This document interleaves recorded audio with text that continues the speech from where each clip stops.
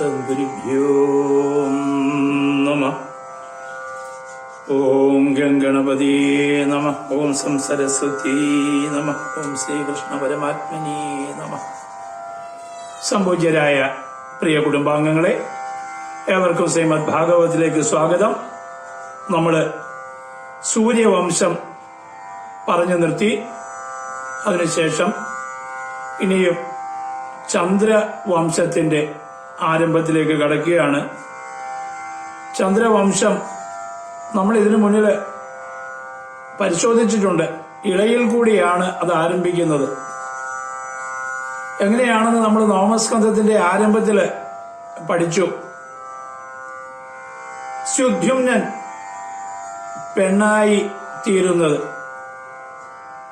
ആ പെണ്ണായി തീർന്ന സുദ്യുമ്നന് ഇള എന്ന പേര്. ആ ഇളയെ മാർഗമധ്യേ ബുധൻ കണ്ടു. ആ ബുധൻ ഇളയെ സ്വീകരിച്ചു.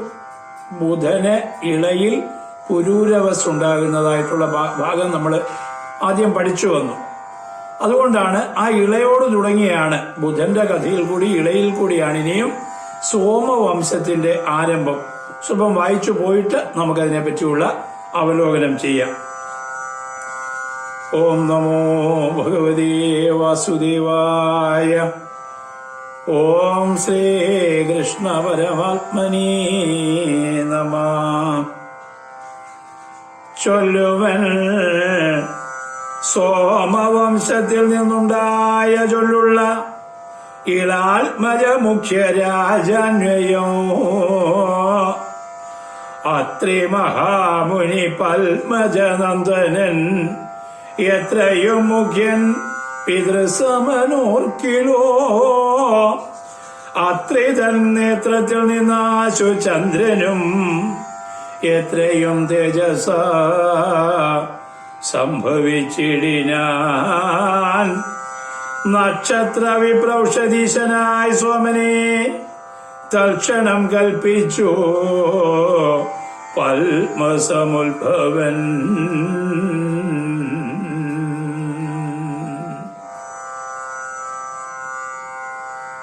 അത്രി മഹാമുനി പത്മജനന്ദനൻ ബ്രഹ്മദേവന്റെ പുത്രനാണ്. അത്രി മഹർഷി ബ്രഹ്മദേവനെ പോലെ ഗുണഗണങ്ങളുള്ള വ്യക്തിയാണ് അത്രി എന്ന് പറയുന്നു. അത്രി നേത്രത്തിൽ നിന്ന് ആശുചന്ദ്രനും, അത്രിയുടെ കണ്ണിൽ നിന്നാണ് ചന്ദ്രൻ ഉണ്ടായത്.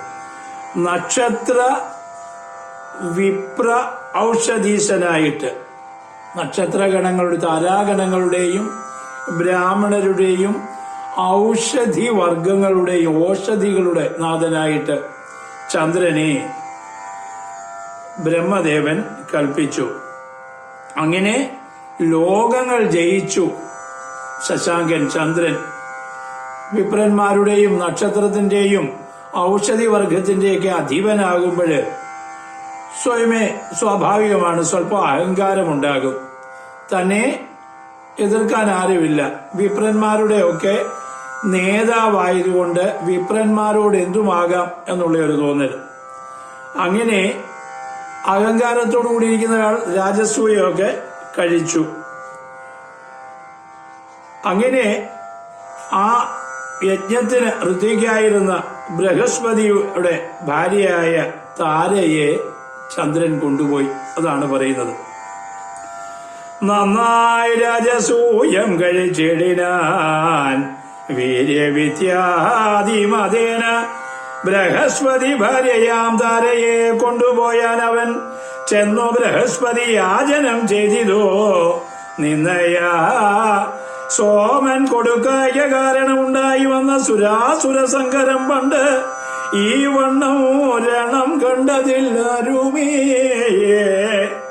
വൃത്താന്തമിത്തരം കേട്ടു വിരഞ്ജനം തത്ര ചെന്നാശു സമരോ വിലക്കിനാൻ. സോമനെ ഭർഷിച്ചുകൊണ്ട് ഗുരുവിന് സോമമുഖിയായ ഭാര്യയെ നൽകിനാൻ. ഗർഭവുമുണ്ടായതുകൊണ്ട് ബൃഹസ്പതി ദുർഭഗേ ഗർഭം ത്യജിക്കുന്നു ചൊല്ലിനാൻ.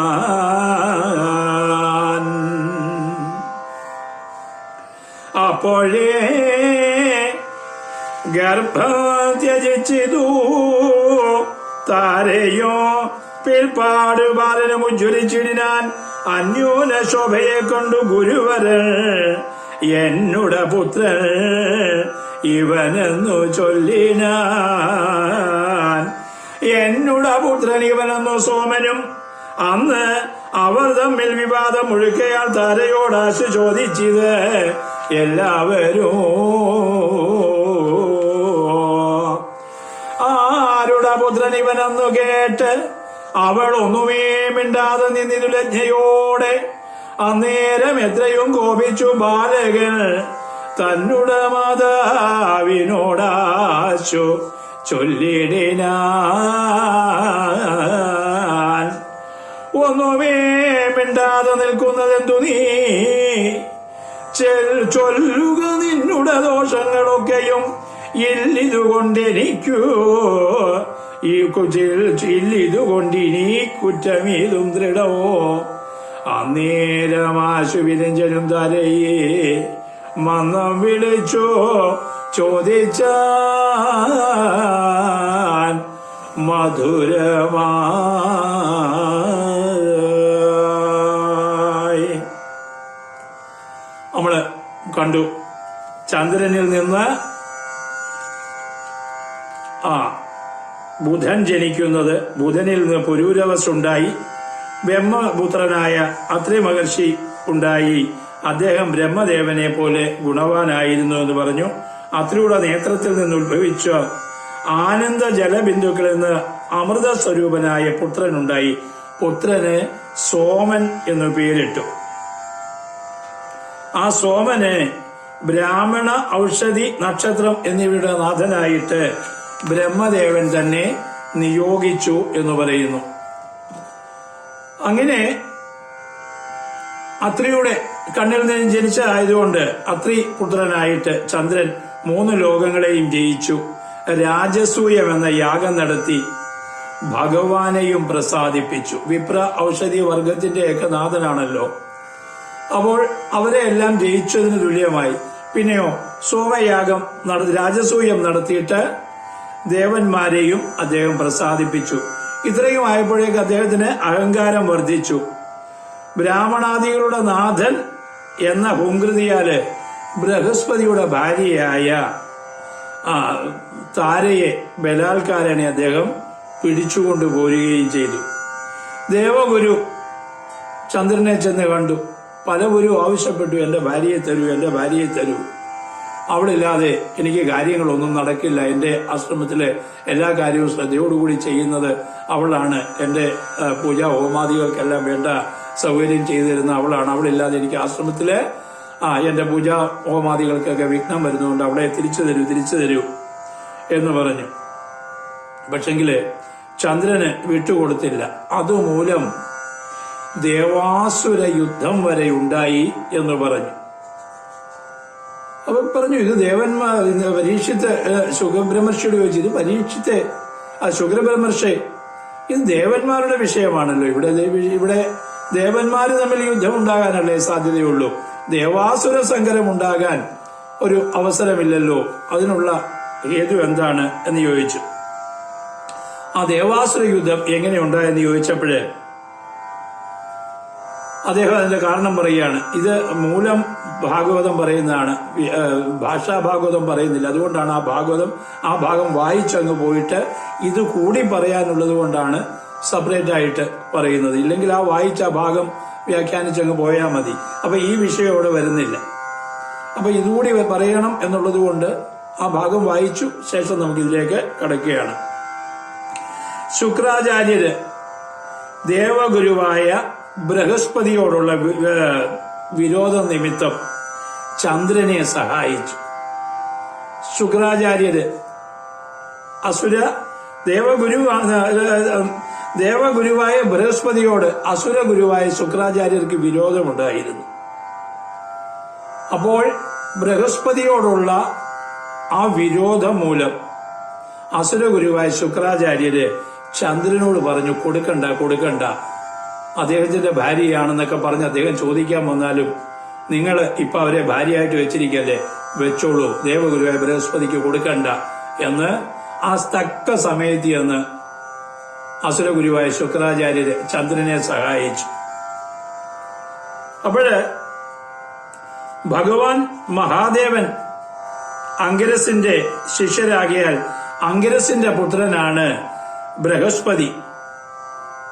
ഭഗവാൻ മഹാദേവൻ പോലും അംഗരസിനെ ആശ്രയിച്ച ഒരു കഥ പറയുന്നുണ്ട്. അപ്പൊ അംഗരസിന്റെ ശിഷ്യനാണ് മഹാദേവൻ. ആ അംഗരസിന്റെ പുത്രനാണ് ബൃഹസ്പതി. അപ്പൊ മഹാദേവന് ബൃഹസ്പതിയുടെ ഈ ദുഃഖം കണ്ടാല് സഹിക്കാൻ പറ്റില്ല. ശിവൻ മഹാദേവൻ അദ്ദേഹത്തിന്റെ ഭൂതഗണങ്ങളോട് ചെന്ന് സഹായിക്കുക, ബൃഹസ്പതിയെ സഹായിക്കൂ എന്ന് പറഞ്ഞുകൊണ്ട് ഭൂതഗണങ്ങളെ എല്ലാം വിട്ടു. ശിവന്റെ ഭൂതഗണങ്ങള് ബൃഹസ്പതിയുടെ പക്ഷത്തിലായി. ഇന്ദ്രൻ ദേവഗുരുവായ ബൃഹസ്പതിയോട് ചേർന്നു. അന്നേരം ഇപ്രകാരം ചന്ദ്രൻ നിമിത്തം താരയ്ക്കു വേണ്ടി ദേവാസുര യുദ്ധമുണ്ടായി. ദേവന്മാര് ദേവപക്ഷത്ത് നിന്നുകൊണ്ട് മഹാദേവന്റെ ഭൂതഗണങ്ങളെല്ലാം ചന്ദ്രനോട് ചേർന്ന് നിന്നു. ചന്ദ്രന് യുദ്ധത്തിനായി വന്ന ബൃഹസ്പതിയോട് അസുരഗുരുവായ ശുക്രാചാര്യരുടെ ഭാഗത്ത് നിന്ന് എതിർത്തു. ബൃഹസ്പതിയെ ദേവന്മാരും ചന്ദ്രനെ അസുരന്മാരും സഹായിക്കുന്നതിന്റെ ഭാഗമായിട്ട് ദേവാസുര യുദ്ധമുണ്ടായി എന്ന് പറഞ്ഞു. അങ്ങനെ അംഗിരസ മഹർഷി യുദ്ധം ബ്രഹ്മദേവനെ ചെന്നറിയിച്ചു. കാരണം ദേവാസുരന്മാർ തമ്മില് ഭയങ്കരമായ സംഘർഷം നടക്കുകയാണ്. രണ്ടുപേരും അസുരന്മാരും ദേവന്മാരുമെല്ലാം യുദ്ധം നടന്നുകൊണ്ടിരിക്കുമ്പോഴേ അംഗിരസ മഹർഷിക്ക് മനസ്സിലായി യുദ്ധം ഉടനെ നിൽക്കുകയില്ലല്ലോ. അദ്ദേഹം ചെന്ന് ബ്രഹ്മദേവനോട് പറഞ്ഞു. ബ്രഹ്മദേവൻ പെട്ടെന്ന് വന്നിട്ട് ദേവനായിരിക്കുന്ന ചന്ദ്രൻ ദേവവംശത്തിലാണല്ലോ, ചന്ദ്രനെ വിളിച്ചു.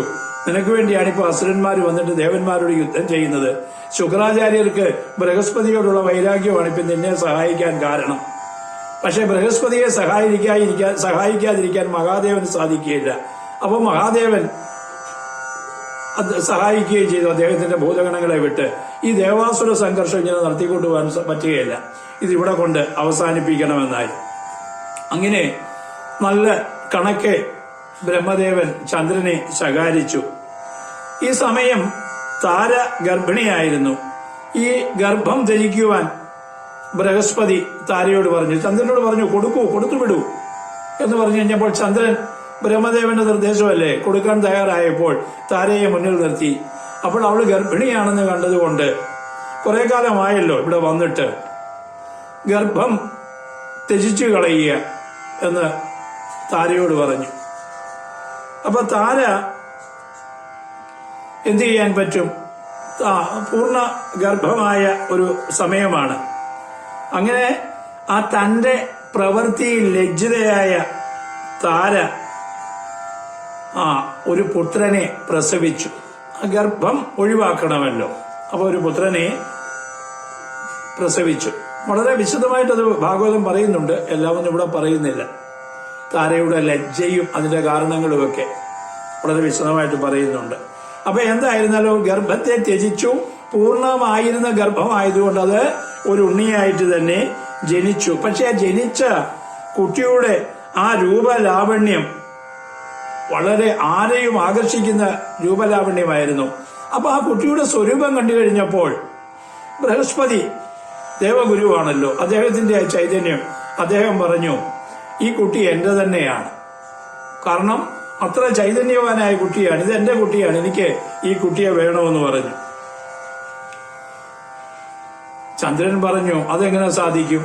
എന്റെ വീട്ടിൽ നിന്നതാണ്, എന്റെ ഭാര്യയായി നിന്നതാണ്, അവര് പ്രസവിച്ചത് എന്റെ കുട്ടിയാണ്.